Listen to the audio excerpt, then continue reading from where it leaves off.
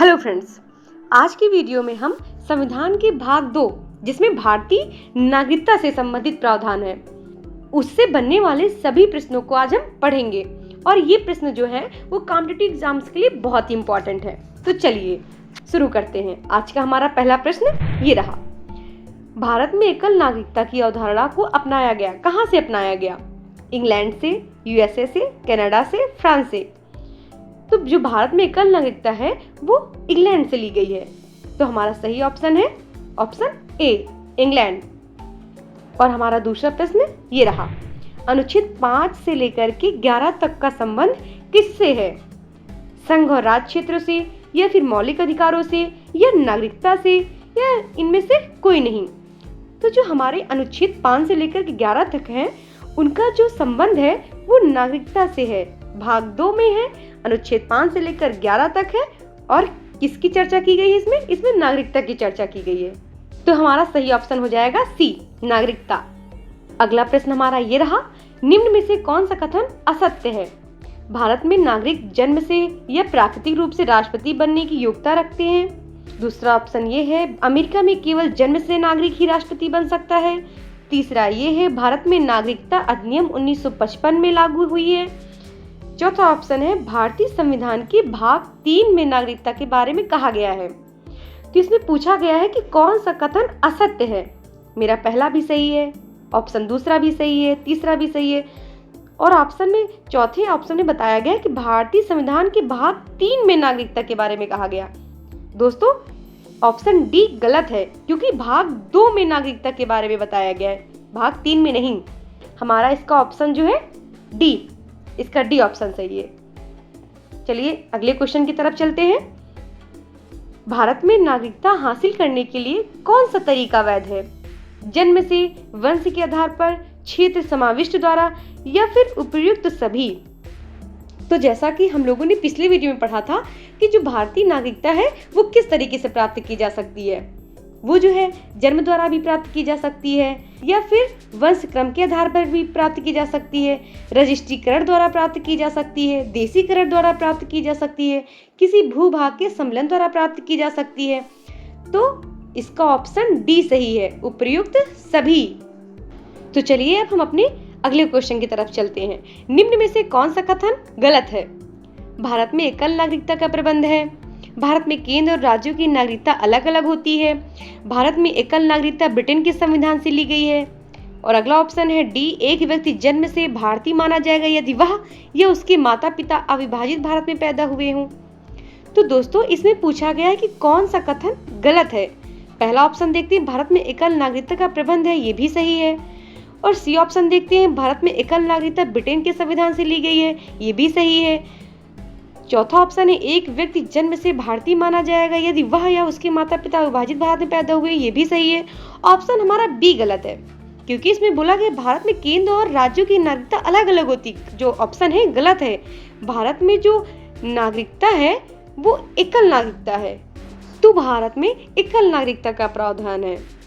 तो चलिए अब हम अपने अगले क्वेश्चन की तरफ चलते हैं। भारत की नागरिकता किस तरह से समाप्त की जा सकती है? स्वैच्छिक त्याग से, बर्खास्तगी द्वारा, या फिर नागरिकता से वंचित करके, या फिर उपयुक्त सभी? तो इसके तीनों ऑप्शन सही है। इन द मीन्स चौथा ऑप्शन उपयुक्त सभी। तो अब हम अपने अगले क्वेश्चन को देखते हैं। प्रवासी भारतीय नागरिक किसे कहते हैं?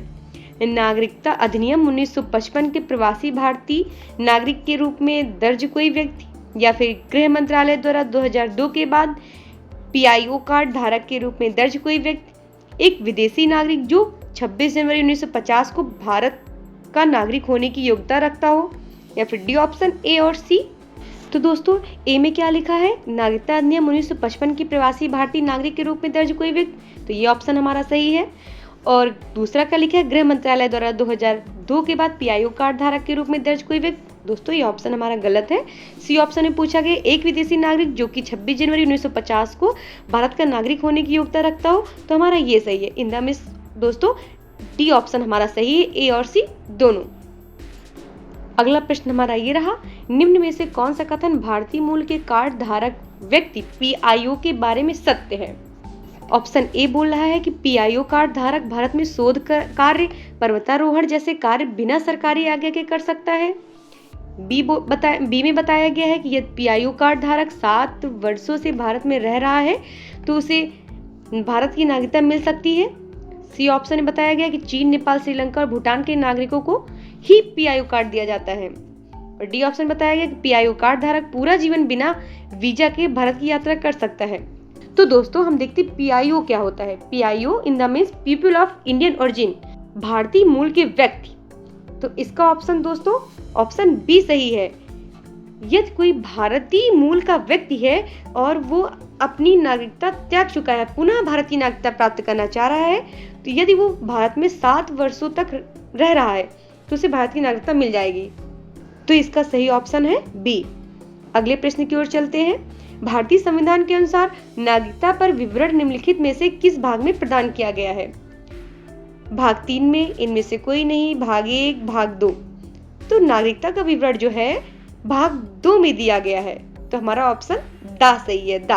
अब हम अपने अगले क्वेश्चन को देखते हैं। संविधान द्वारा प्रदत्त नागरिकता के संबंध में संसद ने एक व्यापक नागरिकता अधिनियम कब बनाया? 1950 में, 1952 में, 1955 में या फिर 1959 में? तो इसका सही ऑप्शन दोस्तों सा सही है। 1955 में नागरिकता के संबंध में संसद ने एक नागरिकता अधिनियम बनाया। अगले प्रश्न को देखते हैं। निम्न में से किस स्थिति में किसी व्यक्ति को भारतीय नागरिकता से वंचित नहीं किया जा सकता है? निर्वाचन के दौरान, आपातकाल के दौरान, युद्ध के दौरान या फिर उपयुक्त सभी? तो इसका ऑप्शन दोस्तों दा सही है, उपयुक्त सभी।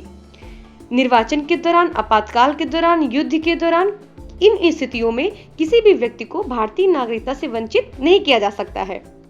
अगले प्रश्न को देखते हैं। भारतीय संविधान के किस अनुच्छेद के तहत संसद को भविष्य में नागरिकता के संबंध में कानून बनाने का अधिकार प्रदान किया गया है? अनुच्छेद 9 के अनुसार, या फिर अनुच्छेद 10 में बताया गया है, या फिर अनुच्छेद 11 में बताया गया है, या फिर अनुच्छेद 5 में बताया गया है? तो संसद को नागरिकता से संबंधित कानून बनाने का अधिकार जो है अनुच्छेद 11 में प्रदान किया गया है। तो दोस्तों हमारा ऑप्शन सा सही है इसमें। अगले प्रश्न को देखते हैं। पाकिस्तान से आकर भारत में नागरिकता प्राप्त करने संबंधी प्रावधान का वर्णन निम्नलिखित में से किस अनुच्छेद में वर्णित है? अनुच्छेद 6 में, अनुच्छेद 7 में, अनुच्छेद 9 में या फिर अनुच्छेद 10 में? तो इसका सही ऑप्शन है आ, अनुच्छेद 6। पाकिस्तान से भारत को प्रव्रजन करने वाले कुछ व्यक्तियों की नागरिकता के अधिकार के बारे में अनुच्छेद 6 में बताया गया है। तो अगला प्रश्न हमारा ये रहा, एक व्यक्ति नागरिकता के अधिकार कैसे खो सकता है? एक कारण हो सकता है, जैसे कि एक व्यक्ति दूसरे देश की नागरिकता ले लेता है, या फिर एक व्यक्ति बहुराष्ट्रीय कंपनी में काम करता है। तीसरा ऑप्शन है एक व्यक्ति राज्य के लिए कर्तव्यों का प्रदर्शन नहीं करता है। चौथा ऑप्शन है एक व्यक्ति किसी दूसरे देश में 2 महीने के लिए चला जाता है। तो इसका सही ऑप्शन दोस्तों ए है, एक व्यक्ति दूसरे देश की नागरिकता ले लेता है। तो दोस्तों यदि कोई व्यक्ति भारतीय नागरिकता का परित्याग करने की दशा में हो या फिर वो स्वेच्छा से अन्य देश की नागरिकता ग्रहण कर लिया हो, तो इस स्थिति में वो भारतीय नागरिकता को खो देता है। अगला क्वेश्चन हमारा ये रहा, नागरिकता प्राप्त करने के लिए शर्तें निर्धारित करने वाला सक्षम निकाय कौन सा है?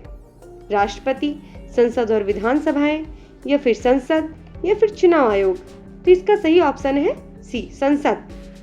तो दोस्तों जैसा कि अनुच्छेद 11 में बताया गया है कि संसद को नागरिकता के संबंध में विधि कानून बनाने की शक्ति दी गई है। तो हमारा ऑप्शन सा सही है, संसद। अगला प्रश्न हम देखते हैं। संसद द्वारा पारित नागरिकता अधिनियम 1955 के द्वारा नागरिकता प्राप्ति हेतु तरीके नहीं है। जन्म से, वंशानुगत, देशीकरण या फिर इनमें से कोई नहीं? तो इसका ऑप्शन है डी, इनमें से कोई नहीं। ये जो ऊपर के तीनों हैं इनके द्वारा हम भारतीय नागरिकता प्राप्त कर सकते हैं। तो हमारा सही ऑप्शन है द, इनमें से कोई नहीं। अगले प्रश्न की ओर चलते हैं। किस समिति ने प्रवासी भारतीय दिवस 9 जनवरी को मनाने की सिफारिश की थी? लोढ़ा समिति, सिंघवी समिति, नाथुराम मिर्धा समिति या फिर एमडी समिति? तो इसका सही ऑप्शन है बी, सिंघवी समिति ने। सिंघवी समिति ने प्रवासी भारतीय दिवस 9 जनवरी को मनाने की सिफारिश की थी। अगले प्रश्न को देखते हैं। संविधान के भाग 1 में निम्न में से किसका वर्णन किया गया है? संघ और उसका राज क्षेत्र, नागरिकता, मूल अधिकार या फिर राज्य के नीति निर्देशक तत्व के बारे में बताया गया है। तो इसका सही ऑप्शन ए है। संघ और उसका राज क्षेत्र का जो वर्णन है उसको भाग 1 में बताया गया है। तो अब हम अपने अगले प्रश्न को देखते हैं। भारतीय संविधान निम्न में से कौन सी नागरिकता प्रदान करता है? दोहरी नागरिकता, एकल नागरिकता, राज्य की नागरिकता या फिर आ व ब दोनों? तो इसका सही ऑप्शन है एकल नागरिकता। बी ऑप्शन हमारा सही है। जो भारतीय नागरिकता है वो एकल नागरिकता है, जिसकी अवधारणा यूके से ली गई है, इंग्लैंड से ली गई है। तो हम अपने अगले क्वेश्चन को देखते हैं। किस देश में दोहरी नागरिकता का सिद्धांत स्वीकार किया गया है? भारत में, कनाडा में, ऑस्ट्रेलिया में या फिर संयुक्त राज्य अमेरिका में? तो इसका सही ऑप्शन है डी द संयुक्त राज्य अमेरिका। दोस्तों, संयुक्त राज्य अमेरिका में जो है दोहरी नागरिकता का सिद्धांत स्वीकार किया गया है। दोहरी नागरिकता कैसे? वहाँ के जो नागरिक हैं उन्हें प्रथम जो है वो संयुक्त राज्य अमेरिका की है और जो दूसरी है उस राज्य की जहाँ पर वह प्रेजेंट टाइम पे निवास कर रहा होता है। तो वहाँ पर दोहरी नागरिकता का प्रावधान किया गया है। और इसी के परिप्रेक्ष्य में यदि भारत को देखा जाए तो भारत में एकल नागरिकता की व्यवस्था की गई है।